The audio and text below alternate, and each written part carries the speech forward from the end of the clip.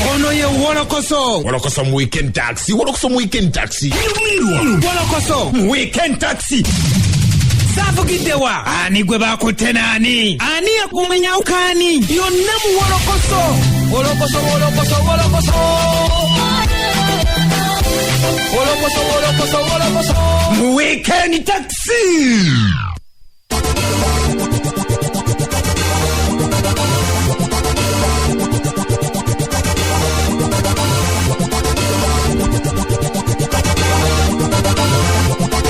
Kuchenda musanva kasiri sasa tufema mafa radio simbe mpologoma enunja yedeme nkubuzako yonajo sinzira okula mpozi ngate otumbude nekugamba nti wasuzotia ate tukwaniza mpozi ate program Wolokoso mu weekend taxi ate tukuwera buli kimu kyeno okula mpozi ngate omanya okupamba naffe mu nsike yaffe eyabaserebu noberanga ate mpozi ate onyumira wamu naffe tugamba abala kula mpozi nga ate otumbude obala kutufollowinga ku mikutu gyaffe egyenjawulo tugamba nti emikutu mingi nnyo kati kwotufunira olw'ensonga kati radio simba erimo digital therefore inokwera ngo followinga mu bitundu ebyenjawulo tugamba osobola okufuna app yaffe eya Cloud noberanga ogiteka ku simu yo noberanga otuuliriza okwo oba si kyekyo nogenda ku Radio Simba TV nokola YouTube channel yaffe noberanga ofuna programs zaffe ezenjawulo oba si kyekyo bwango misinze genda mpozi ku YouTube channel gye bayita Bokati TV obere mpozi ngate osangayo Wolokoso oba Kakalam Times osobola okwera mpozi ngate subscribinga kati osobola okwera mpozi ngate ofuna bulungi kyonna kyeno okufuna olwalero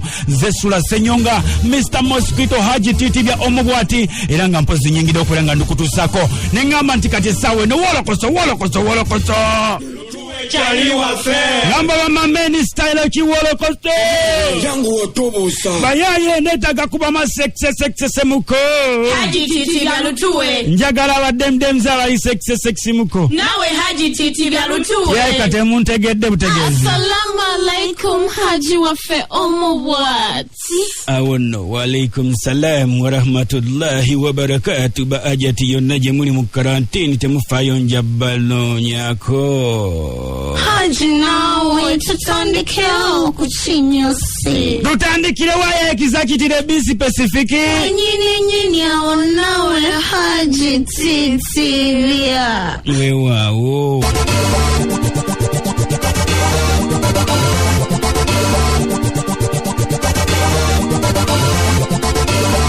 mu biseera bino byennyini buli muntu yeebuuza korona agenda ddi era buli yabuuza tuva ddi mu karantini kale nno n'abayimbi bwe batyo buli omu yeebuuza embeera eneeterera ddi babere mpozi nga baddamu okkuba ennongo bw'atyo ne mwana mulenzi Eddie Kenzo nga mpozi ono naye yali ategese ekivulu kye bw'ekito ne kitabaayo olw'okubeera nti ebivulu byonna byali byawolebwa olw'okwewala okusaasaana kw'akawuka ka korona Bambi Kenzo eno gy'ali naye agamba mbu kintu si kirungi embeera nneeno yamusanga agenze okukola lyasozi mpozi ateze ekivulu eri mpozi giyite mu Ivory Coast wabula agenda okugira bw'ati ng'ekintu kisambye eddagala wabula wano wasabidde Katonda ayambe ekintu kiterere akole kubanga embeera gy'alimu embeera si nnungi yeetaaga ku kasente good wishes manyi kati entegeka za Mukama si nyangufu abaanadamu abantu b'emunsi kizibu nnyo otegeera what is next because we don't know what is happening tomorrow but if all goes well we will do our festival and we are praying. We pray every day. We pray everything to be fine, things to get back in normal so that people can go back on work, trust one another again because kirabika kati tuli separated nnyo amanyiza embeera nnyo Bulaaya right now obulambu tulivinga mu Africa bufaananako obulambu tutera okulivinga mu bazungu during the winter obulambu buba sad tuba mu nyumba most of the time people don't greet one another everyone is minding their business buli muntu munyivu and it's the same story right now in Africa and Africa we are known to be happy so we pray every day so that this thing goes away it is a disaster for us okusinzira ku Eddie Kenzo twakuleetera ku mulundi gulinga abawagizi batandise okulajanira abayimbi babeere nga babaddizayo at least mu kiseera kino nga bali mu kiyumba kubanga babawadde akasente kangi nnyo nga babakola ki nga babawagira Eddie Kenzo agamba ndi bonga bo tebalina kyakuddiza bantu bano olwansonga sente ze bafuna ntono ate bazikolerera wabula mu nsonga ng'eno kati bannya b'obufuzi abalya ku sente z'omuwi w'omusolo be balina okubeera nga baddiza abantu kubanga bo ebyabwe si bya muwi wa musolo zetufuna nyingi zosiganye n'esente tuzizaayo. Abapande bali bagamba nti tuddize eri abantu naye kyandibadde kirungi nnyo abantu ne basooka ne beetegereza ani awaayo era alina kuwaayo ajja okuwaayo okuva mu busobozi. So omuntu enanga obusobozi abulina abajja kuwaayo naye abayimbi bakozesezza amaloboozi gaabwe okubunyisa enjiri ekyo basooke bakikubire mu ngalo then alinamu ku ssente nga ye mukama yayamba abadde yasevinga era emirimu bajja kugikola. Mostly nze ndowooza abantu tunuulidde nnyo ba politicians okubanga bakola omulimu ogwo but not the artists. Artists are messengers but the politicians are servants representing abantu. That's why they are paid a monthly. Abantu abo bafuna sente nyingi nnyo bogatta sente zaabwe zebafuna omwezi simanyi ate biki bayinza n'okubamalira mu miliyoni nga 35. So omuntu ng'oyo afunidde emyaka 5 abatasobola kuddiza ku bantu be then abayimbi musooke mbaleke musooke mugambula politicians baze omuzigo. Okusinzira ku Eddie Kenzo akutegeeza n'agamba nti sente zino abalabi mulabanga abafuna ez'obwerere ne bazikolerera lwa nsonga batuyana nnyo ku stage. Ekyokubiri sente olukafuna bakati ne bakazaamu ate empozi mu muziki ne bakola video ne audio ez'akabi. Akitegeeza baba tebafiisaawo wadde akasente. Sente zetufuna nyingi zosiganye naye sente tuzizaayo. Remember music akolebwa okuva ku studio mpaka audio mpaka ku video mpaka ku promotion mpaka ku bintu bingi nnyo. We have a very big team that we work with. Music are expensive nnyo. And another thing, abantu baleme kulowooza nti nezo sente abayimbi bafuna zaabwere. They work for that money. Abayimbi batuuyanira ku stage okwo ne bazina. Nawe weeteeke mu bigere ebyo omuntu ng'ayimiridde mu maaso g'akuzinira atuuyana ate bw'omala ekyo n'omugamba tuddize sente zaffe ze tukuwa. Like they don't get for free.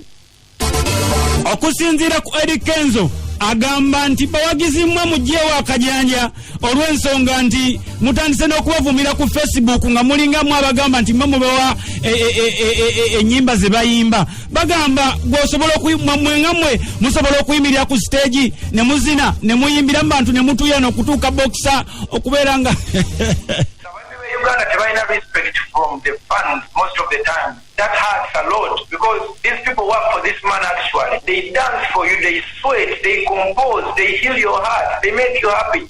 And still the people don't appreciate. Batunulira kyofuna ne beerabira kyoteekamu. Ne naye yeeteeke mu bigere ebyo ng'oyimiridde mu maaso ge ayimiridde mu maaso g'akuzinira. Ndaba nnyo Facebook ng'abantu bayisaamu abayimbi amaaso muddize sente simanyi abayimbi kino buli muntu ayogera ku bayimbi babavumira obwereere. I think musicians deserve some respect because they put in a lot. This is a very, very big job to do. It is not easy to stand up in front of people. Notandika okuzina bw'otuuyana bantu ne balaba n'empale nga zisaze mu ntaale.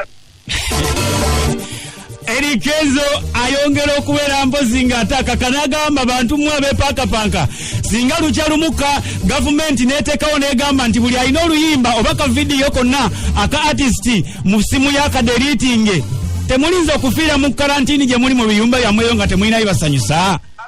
Let me tell you my brother, bano abantu bolaba abayimbi. Just imagine senga olunaku lukeera ne bagamba nti buli muntu alina oluyimba mu simu alusangulemu. Buli muntu alina entertainment, comedy, ezo clips za comedy, ennyimba zisangulemu. Beera mu nnyumba ng'oli isolated nga tolina yadde entertainment ku simu yo. How would life be? Life eyinza kubeera etya without entertainment? Just imagine life without entertainment.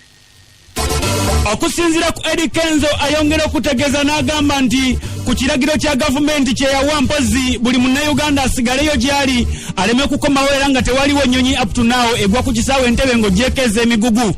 Agamba nti ye akiwakanya ne sekuwakanya lwa nsonga kuno kubeera nga kubaleka babonaabonere ku mawanga kubanga embeera gye balimu si nnungi. Abantu abasinga bali mu transit nga bali mu kudda waka ekiragiro bwe kyatuuka eri buli bwe kikwatako bwe ziti ennyonyi zakka wansi ku ttaka ne zijjamu abantu bano kati bali mu nsi ze batamanyi na biki bizifaako.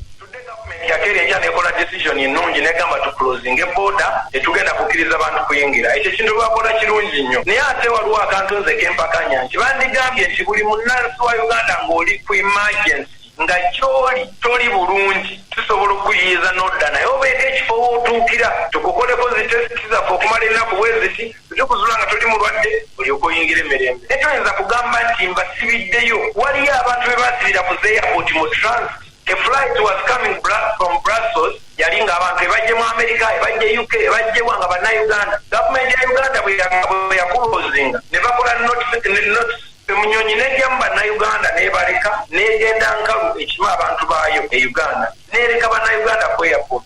Omuntu oyo oba omulese omanyi yavuddewa, omanyi agenda kubeera wa, omanyi agenda kubeera atya. Ekintu ng'ekyo nkiwakanya nti ffenna tuli bannansi naye gweomanyi eno kye tuliko, omanyi tuli emmere gye tutalyanganaku. Bantu beno bafumba ebintu byabwe, enjala ekutta ne baleeta ekintu nga tokirabangako tomanyi nawo kitandikira. Okusinziira ku Eric Kenzo ayongera okutegeeza embeera gy'alimu mbi nnyo tewomya Nakabululu so nga ate yali atambudde ne ttiimu nnene ey'abantu bamukubira ebivuga gattako mpozi ne bakola nabo shozi agamba akasente kamwekubya mpi kamuweddeko so nga ate alina n'obuzibu bw'olubuto nti olubuto lwe luli sensitive nnyo bwe luli emmere gye lutategeera lumuluma n'alwalira ddala.